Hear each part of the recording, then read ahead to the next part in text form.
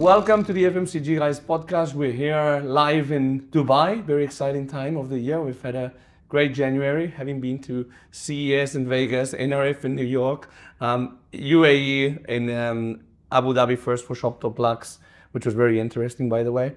And now here in Dubai, spending a few days in a bit of a better weather than in Europe, and also meeting some fantastic people, like the one that I have here with me today, who's no other than Spryos Tryfonas, who's the VP and head of Asia, Oceania and Africa at Cereal Partners Worldwide. For them, if you haven't heard of that name, which you probably have, it is a cereal joint venture of Nestlé and General Mills, right? I said it right, I think. You said it right, and thanks for having me, Daniel. Not at all. How long have you been in Dubai? It's 6 years this March, actually. Time flies. Yeah, you arrived, what, at the beginning? With COVID, let's say, like in 2020, March 2020. Oh wow, like right at the Right, 5 days before the curfew. That's when I was starting my business as well. So there you go, memorable time for both of us. And how is it to live here? Like, no, it's very interesting. Experience been? It's very inspirational to be here because it's a country that was set up only in 1971. Yeah. And it's very interesting to see because you're part of the history, because 6 years here, there are so many things that didn't exist just 6 years ago. Yeah. And see the city thriving, and how the government is approaching everything from consumers to civilians to businesses. They're very impressive in how they do it, and they have a vision, and they're working the plan. And it's been interesting because it's had its like ups and downs. Like everybody remembers obviously the big crash in 2008, 2009 when Dubai actually had to be, I think, rescued by Abu Dhabi. Yeah. And then I think 10 years ago there was also a bit of a bump for some reason. I remember some businesses moving up, but now it's impressive. It's really like consolidated itself as one of these places of like East meets West, neutral ground. It is, and they're very friendly. Both to businesses. They know how to do business, and they know they are because it's very relevant for us in FMCG. They know their consumers. Yeah. Their civilians to a certain extent is their consumers, and they know how to please them and satisfy them. The service, the safety, the health, education. So you come here and you feel so welcome, and the people I know that have lived here just don't want to. Yeah. No, I think that they've managed a good balance of like being a bit of a land of tolerance as well, which maybe surprise some people, but you have like the more traditional aspects, and you see people in like traditional attire with their traditions in terms of like how they form families and so on and so forth. But you also find people that are dressed in the same way and have very similar lifestyles that they would have in Athens or in Barcelona, no? It's a melting pot, and they're very open to other religions. And contrary to what people believe, also it's part of the Muslim religion to respect other religions, because people in the West are more exposed to very radical forms. Yeah. It's very interesting to see here that part of what they really believe is if you want to be a good Muslim, you need to accept other religions, which you don't know it until you come and live for some time here, which I find also very interesting for the taboos and the stereotypes that we have, that it's better to leave them out and open your range to something new. And you're responsible for such a big region as well. Like, how would you define your role if you were to explain it to someone that's outside of the industry even? Yeah, I mean, I'm responsible for the zone of Asia, Oceania and Africa for Cereal Partners Worldwide. In simpler terms, this means Nestlé cereals. So whatever cereal you see. So in the more close to Europe, it's Nesquik Fitness and all those cereals. And then we have other brands as well. Chocapic.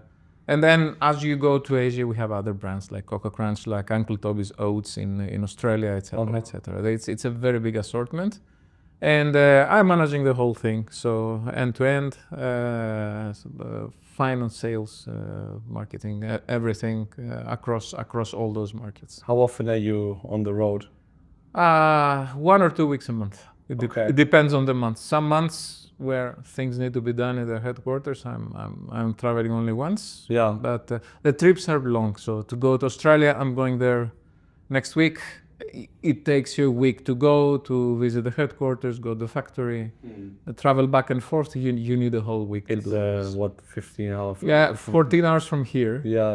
And here is, I mean, if you travel from Europe, you have 6 hours to come to Dubai and then another 14. So. Well, I'm half New Zealander. I don't know if you knew that. I didn't know. Yeah. My mom's from Wellington. So you know about that. Yeah. So when I was a kid, these airlines like Emirates and Qatar and so on were not what they are now. So you had to go Barcelona, somewhere in Europe, then to Far East, like China or Korea or Singapore or Malaysia, and then down to New Zealand. So it was like 2 hours, 12 hours, and 10 hours. So Yes, my goodness. You need more than, eventually you are there more than a day after you departed. Because also when you go east, it's also the time difference. So you can go Sunday night and you arrive Tuesday, for example. And also like the jet lag is harder when you travel east in general. It is. Yeah. It is. I prefer when you come back, you just stay awake and then you drop dead, and that's it. For me, it's like going to America. I go to America a lot, and when I arrive there, it's kind of okay. And when I get back, the last time was like 3 days of like. I know. It's anyway. We have to do another podcast now dealing with that, because a lot of people that listen to us do that. What was your like career background? Like, how did you start your career? Yeah, I started at the very bottom of the pyramid back in my market. I'm Greek, so I started in Nestlé in Greece. That was now more than 28 years ago. Right out of college, and I had 2 degrees, and then I had a master's degree in the UK, and then I joined Nestlé. My first job was a merchandiser, so just going to the stores. Going to the stores, putting the products on the stores, but then I climbed mostly on sales, mostly commercial roles always. And then the last 6 years in Greece, I was the head of corporate sales for all Nestlé products. And that's how it started. Then expatriations started. And what do you think you liked about working in FMCG that made you stay there? And also, I think that if you've been promoted repeatedly, you're probably relatively good at what you do. So to be good at what you do, you have to like it as well. So I agree with that. I agree. No, I was passionate. It suit my.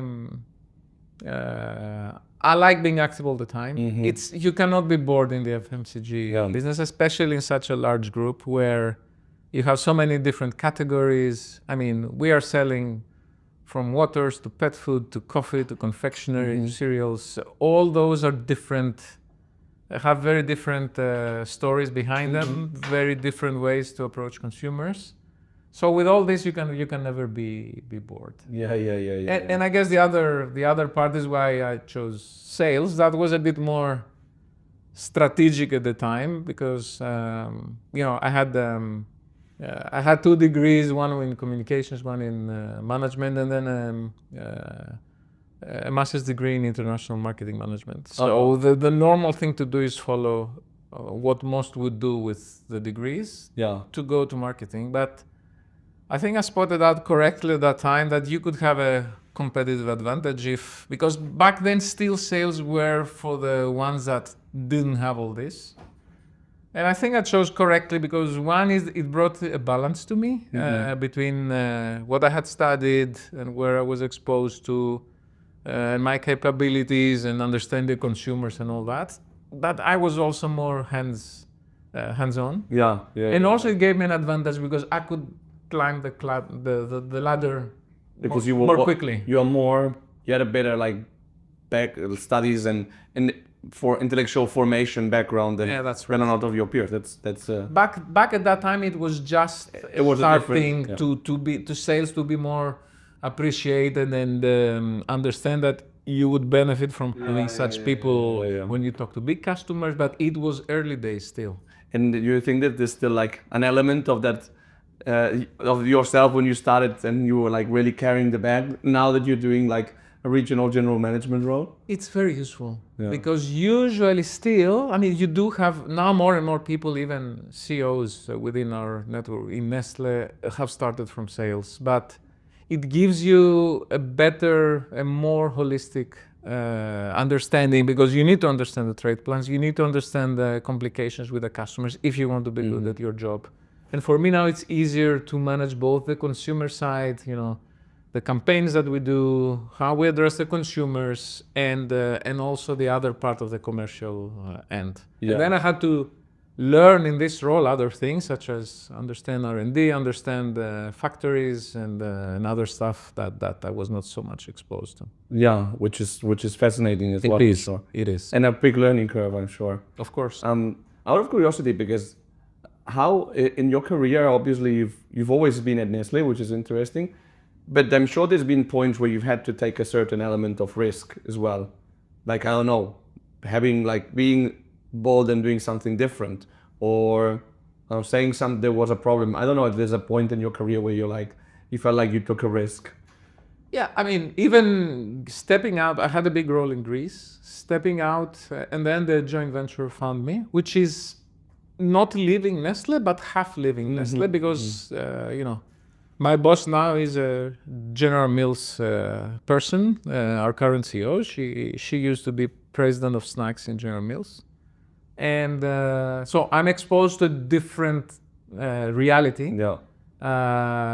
And it was a risk back then too, because I moved to a more staff role, less operational. I was head of global sales. Yeah. When I left Greece and I joined Switzerland in our head offices in Switzerland for this role. So it was a very different role. I didn't have all the direct reports. I had hundreds of people in Greece, and then I went to this role that would prepare me for something else, but there was a risk there. There were many times where I didn't take a risk during my career, because, as you can imagine, I had opportunities. I think I chose wisely until now, because I'm happy with all the progress now. And it's not perceived as a risk, but also like being loyal to a company is also a risk. It's also a risk. It's also a risk, because you might become less sellable if you spend and after a certain point, it is very true. No? Yeah, and some people leave because they want a higher salary and so on, but there is a stigma or a cliche of if you stay in a company for a long time, you're worse valued. I don't think it's always the case, personally. It depends. I mean, if you have the progress that Yeah. If you're happy with your progress truly, yeah. And the company appreciates you, I think it's less of a risk. But it's difficult to be objective, I think. Yeah. At all times that you're doing really well. I mean, that's for me the criterion. If I felt I'm stagnating, it has not been the case. Yeah. And how was it actually to going from being head of sales in Greece, hundreds of people, day-to-day decisions as well as strategic ones, to do global sales, in which basically you have to coordinate and you have to build your own agenda. There's nothing burning really. It's more future thinking in a lot of ways. No, I mean it was a big learning for me, because being a head of sales with all the reportees, as I told you, and everything, it is easy in certain terms, because you have the line of command and you have the authority and everything. As you said, it's important to build your own agenda, and then you learn to lead through influence. Yeah. Which is a big learning, because now that I am again back to the chain of command and authority and everything, I can understand how headquarters think. I can collaborate better with them. And after all, back there, it was important to prioritize important things, and I think I've done that. So it probably teaches you a thing or two about trust and delegation in some way, no? Because it is. Because also in your current role, yeah, you can have direct reports in the countries, but then the heads of sales and the marketing, they're 2 or 3 steps removed from you, so you really have to empower people and so on. No, the big learning is that as you grow at those levels and in general management and to managing distant locations, your ability to understand local cultures, but most of all, your ability to pick the right people and coach them, and have the trust in them, is what makes the difference. It took me 2 or 3 years to have the team that I was dreaming to have. And since then, the performance is so good because I have the people I trust. I give them what they need. So as you grow in the ladder, it's less important to be, and I guess I'm not saying anything that anybody doesn't know. It is less important to be very competent in the details of and the technical expertise of every function. Becomes more important how you inspire, what vision you have, and how you can select and keep the right people in the roles. Yeah, and it's probably like also learning that you don't need to be the one that has all the answers. No, that actually It's true. you're there to empower people to have the answers. No. Exactly. That's a common mistake. People continue to, and I see it still happening. People continue to run the show themselves. Yeah. And getting less of their people. The art is to empower the people, to have good people that can add to what you have. I'm selecting people that have the capabilities and even the soft skills that I'm not good at. Yeah. Because then they can help me. If I choose lookalikes, they can't help me. I have those traits. Yeah. How, because you've been obviously managing people for quite a long time. Yes. Do you think that you were like, that you already had like a certain, personality that enabled you to be able to lead people? Have you had to learn a lot of things on the way? I'll answer yes to both. I think I had some characteristics that helped me. If I look back in those 25 years that I'm managing people, I learned so much on the way. I think that the area where you never stop learning is on how to manage people. So yes, I had some characteristics, but I was like 100 times weaker than I am now. And I'm trying to continue to learn. Curiosity is good across whatever we do in our roles. But on this specific topic, I'm insisting with people that they need to spend time to become better as leaders. Yeah. Because as you grow the ladder, this is what will be required from you. Yeah, and I think that there's a bit of a, which I think makes sense, a bit of a glorification of like, failure and making mistakes, and that makes us tougher and so on, which is true. But I think that there's not so much conversation about how we process that mistake and how we learn from them, no? Because there's no point in making a mistake if later you don't learn from it, no? That's it. And you need some help to learn from your mistakes. Yeah. And this is where good leadership steps in, I think. Yeah. Help people process them and become better. And I've seen it so many times. The people that are determined, that are gritty, and they want to learn from their mistakes, they progress. Some others that are too proud to accept them and process them, they don't. So. Yeah, and then I think it's this thing of self-awareness, being humble, and also having the ambition at the end of the day. Because I think that if you're honest to yourself and you are ambitious and really want to grow, you need to have that attitude of like always be learning and always be open to feedback and to... And you're hitting an interesting point, which is, how to be overly ambitious, which is very good, without being overly... you have to be also overly confident. Yeah, being confident without being full of yourself, no, and thinking that exactly. You need to find a good balance. Being humble is something as you grow the ladder. Yeah. If you're humble, people appreciate it very much. Yeah. And they want to work for you. And that's an advice I would give to anybody. The more you feel confident and you grow the ladder, let your defenses be more humble, because people people know that you are in a position of power anyway. You don't have to. You don't have to prove it, and I think that's something with management that comes like, how can I confer, I don't know, it's authority or chain of command maybe, without having to do an action that like shows that you're like, no? For me, you don't have to remind people every day. They know very well you don't have to show who's boss necessarily. I mean, what they call the circle of trust. I mean, people knowing that you have their back, that you're there to support them. It starts with having the right people, because you cannot do that for everybody. But if you do this, if you have the right people, then it becomes a game of supporting them and make them feel trustworthy and make them feel safe. For me, this is a recipe I've always been using. Yeah. You need to start with the right people, because if you don't, this style of management doesn't work with the wrong ones. Yeah. So you need to have the right team, but then it's about that, and it makes a massive difference. Yeah, and I think it's interesting as well I think that being humble and being how to be authentic and still be professional. No, Exactly. It's an interesting. Authenticity is a very nice word. Yeah. I like that, and people can detect it behind walls. Yeah, I've seen it with time as well. That's something that I've learned. Like, also maybe with maturity, that like when I'm confident about myself, just more relaxed, it really like people like, yeah, I think they just trust you more as well. No.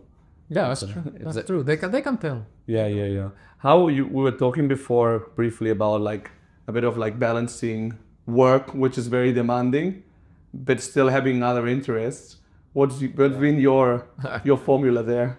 Yeah, the formula is that I hear so many people saying, I cannot do anything beyond my work, my job. And I think also we do jobs that we're very fortunate to do things that we really like and enjoy. So sometimes it's difficult to like give up work, no? That's key. I mean, you cannot survive long with the hours that we're working if you don't like it. Yeah. And there can be many things that you like or not. People take their energy from different places. I take my energy from leading teams. This is what wants me to go to the office every day. But having said this, I'm a big supporter of opening your horizons and doing other things beyond your job. And we were discussing it before. I have a love for academics, and Well, you have a PhD, right? So. I have a PhD. I took that back in 2008. I was working already. I was having kids already at that time, and that was a crazy thing to do. I was working nights, but I did it. It was on decision making in organization. Was it in organization settings? Was that business faculty or? It was the University of Mass Media and Communications back in Greece. So I did my thesis there with the help of a good professor, and then I loved it. Then they found me, and I taught for 2 years in an MBA course. I was teaching international marketing, which is the degree I had as master's degree, and I'm still on it. My ambition is to, after all the FMCG part is done, my ambition is to go back teaching, because I loved it. I felt extremely useful. Yeah. I'm still doing some research now with the University of Pennsylvania with some guys there. Quite prestigious. On leadership. And yeah, I'm very lucky, because I reached out to them and they were having a similar interest like me, and we are writing a paper. We ran a big survey now in. To who doesn't know it, University of Pennsylvania is not Penn State. It's actually a private. UPenn is. It's a Ivy League university. So it is. And I'm glad I'm doing that with those guys, and Brigham Young as well. So it's a three-party work we're doing. But all this, it seems heavy. And as I was telling you, I have other hobbies. I set up a company to renovate and sell old cars, because that's the second thing I want to do after pension. And when I'm telling those, what impresses me is that when I'm sharing this with some guys my age, which, I mean, you start to see the pension when you're in your mid-50s almost. I'm heading there. Many people don't have a plan. And for me, for the older people that are listening to us, or younger even younger, time goes very fast as well. That's true. That's true. The advice is have a plan, because sometimes your career might end, and you're only 50. You're only 55. Yeah. I mean, and in the Americas, in the States, 55 is usually where in our industry they stop. But it might happen even earlier. Yeah, and also sometimes, like, in your case, you've been able to to grow to VP level. But there's other people that maybe they're not mobile, or maybe they're not like, they're in the wrong cohort and they don't get promoted as much. And sometimes if you lose your corporate job when you're 50, there's a problem. There is a big problem. That's One something that problem is income. Yeah, totally. But there is another one which is to me is more important, is how you define yourself. Yeah. And what is the value you attribute to yourself. So because you risk being very defined by your job, and what people maybe are not aware of is that when you're in corporate, you get a lot of invitations for everything. You get first class treatment in a lot of places, but it's when you leave, not because you're Mrs.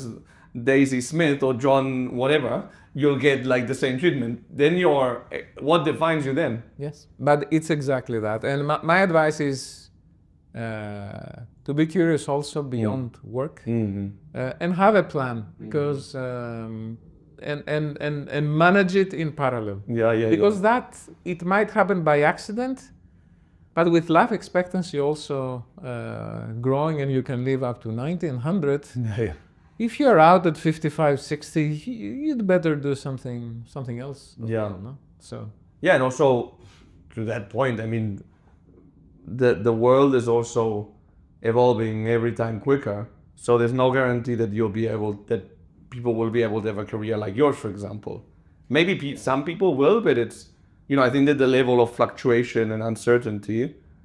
It's difficult to say what will be, because with the advancement of AI is happening as we speak. Because what happened is that the background now they manage the algorithms and everything to make them extremely smart, and this will continue. The boost is continuing. Everybody is investing there.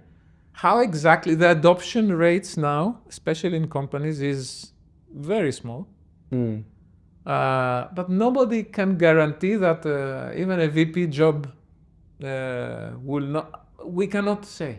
It's just hard to tell how. The leadership part maybe not, but everything our brain has to put together to identify the next big innovation, to put it in the market, to what is the best campaign for the brand, what is the best positioning. I cannot. Because there's also a very plausible scenario in which companies will even have to step up their game and hire even smarter people in some way. Yeah. It's hard to tell as well. It's hard to tell. Because also it looked like after COVID, everybody was going to go and work remote. And I was seeing it. Well, everybody is. You said it, for example, you get energy of being around people. I'm the same way. And a lot of companies, like in the US, are mandating 5 days. I mean, Amazon, for example. Yes. 5 days. Most of the companies are back. I mean, I think 3 days is somehow 3-point-something days should be the global average, if I'm not wrong with this piece of it sounds plausible. Something like this. Yeah. So we're going back because we're humans, but how AI will transform the job market, it's very early to say, because adoption for now is AI can do much more than it does for companies. Yeah. So and this interest that you have outside of work, is that something that you've always had, or is it something that at some point you thought intentionally that you had to do other things? The part with the cars, I told you, was always a passion. I liked old cars, antiques, etc. So I thought. Is there like a specific type of car that you're more into? Whatever is old, I like. Okay. I have a friend back in Switzerland who we share the same passion. So we kicked off with this company very slowly for now, but it is something that we're learning, and we're planning to do much more of it when we're both freer to do it. Yeah. So this I didn't have to push it to happen.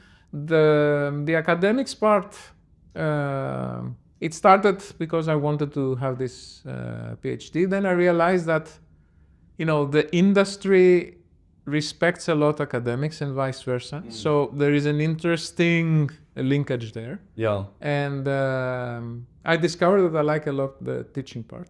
Yeah, and sometimes probably the industry needs more academics to some degree, and I think that the academics world also needs more hands-on real life experience. I could see it with my postgraduate students back then, that they appreciated a lot what I was bringing to them fresh from the oven, with real life examples. And I think this combination to be able to talk to them about theory and even the textbook, but also bring them what you have learned through your experience, is something first that you feel useful, as I told you. Second, this is something that you can do much later than when you will stop the whatever we're doing now. So I can imagine myself 70 years old doing this, which is a nice plan. Yeah, totally. Just some because I can't imagine myself, and you can't probably like just doing nothing. No, it's difficult. No, not for us. How have you managed, like, because you're managing like so many markets at the same time and so diverse, like how's it been? Like, you're doing Africa, no? Yes. China? All Asia, China, India. But then you're doing Australia, New Zealand as well. Australia, New Zealand, starting from Turkey, is everything to the east and to the south. So yeah, it's been. I'm grateful. I was given the chance to have this experience. Yeah. It's exposing you to cultures, to people that I would never have met.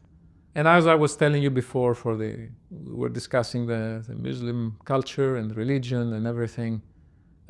It's a wealth that it is out there. Usually we are too short-sighted to look into those cultures and understand them. But once you do, your mind opens and you meet wonderful people, wonderful cultures. And the interplay of how to adapt your leadership style with every one of those cultures is an amazing learning, because at the end of the day, even into smaller universe, even within the same culture, you learn to adapt better your leadership style to the needs of the different people. And I'm sure you have heard and you know very well how important it is to be a different leader and to adapt to the styles of generations. Millennials, the X's, the Z's, and the boomers that are still in the workforce. You have to adapt. Yeah. And it's a big learning when you learn to adapt, and you still need to be authentic, but you still need to respect the needs and the way those people have been raised in those cultures in order to be more effective in what you do. Yeah. How do you do that? Like, is that cultural training or just trying to get input from somebody that knows the market? You do all this, but nothing beats real life. Being on the ground. And I saw myself, I was unlucky for more than a year. When I got into the role, I could not travel. So I took over all this big region through the laptop. And guess what? I didn't perform as well. 2021 was not a good year for me. From the moment I started getting to know the people, understanding more, you have to go there and visit, you have to interact, my results were better. And this is telling, this says something, I think. Yeah, I think it tells something about how to do this role. And it also tells something about you as a leader, ultimately, of like, and that's like what we were saying, being self-aware of like what gives us energy and what sets us up for success, no? I have one last question, which is the one that we ask all our guests, which is that if you went back to yourself when you were starting, what would be that one piece of advice you would give yourself?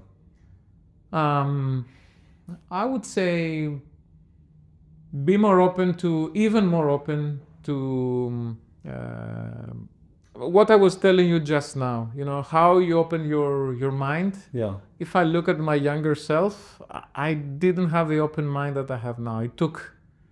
It took 28 years of work to go there. This last experience shaped me.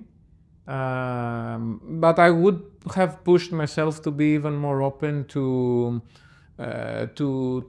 different experiences, to read more. I learned to read more. I did the PhD, yes, but I'm now reading many different things, and this helps me to keep my mind more and more open. I would have pushed myself to do all those much earlier. I think I would be better than I was today. Perfect. Well, thanks so much for coming to see me. It was great to finally meet you in person after these years. And thanks for everything. Thanks for having me. It's a pleasure. Well, thanks to our audience for tuning in, and we'll see you in the next episode of the FMCG Guys. Have a good one.